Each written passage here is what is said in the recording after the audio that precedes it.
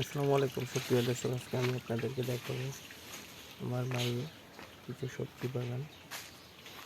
আসলে মারা যে কত পরিশ্রম করে সংসারের জন্য সেটি না দেখলে নয়। এটি হচ্ছে আমার মায়ের লাউ বাগান,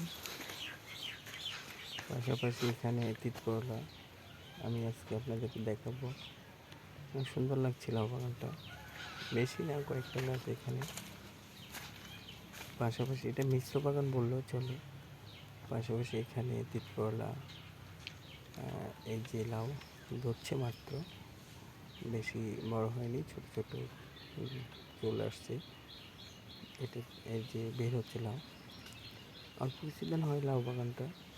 এটা হচ্ছে তিত করলা, যেটা আমরা উস্তা বলে থাকি, ছোট ছোট অনেক তিতা। এটা হচ্ছে মিশ্র বাগান, একসাথেই বাসায় খাওয়ার জন্য অনেক যত্ন করে লাগানো হয়েছে। যে তিত করলা দেখছেন ধরছে, ফুল আসছে, নতুন কলি। এই যে এখানে একটা,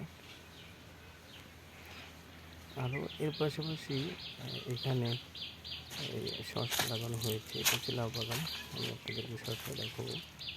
এটা হচ্ছে এই যে শসা, ছোটো গাছ, কিন্তু দেখেন ফুল এবং ফল দুইটাই চলে আসছে।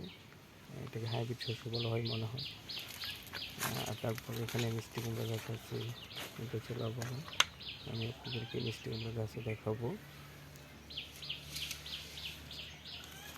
একটা জিনিস আপনি লাগালে এটা খাওয়া হয়, সংসারের চাহিদা মিটিয়ে পরে বাজারজাত করা যায়।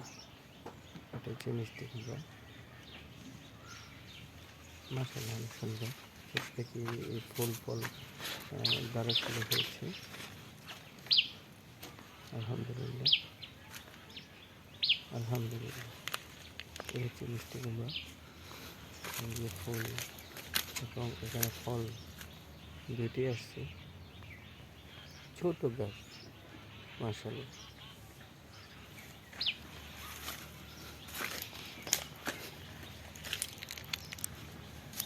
এখানে মিষ্টি কুমড়া গাছ, যাই হোক অনেক সুন্দর। একটা সময় কাটিয়ে চিরটাই ঘর থেকে বের হয় না, বের না হওয়ার কারণে আশেপাশে ভিডিওটা করা।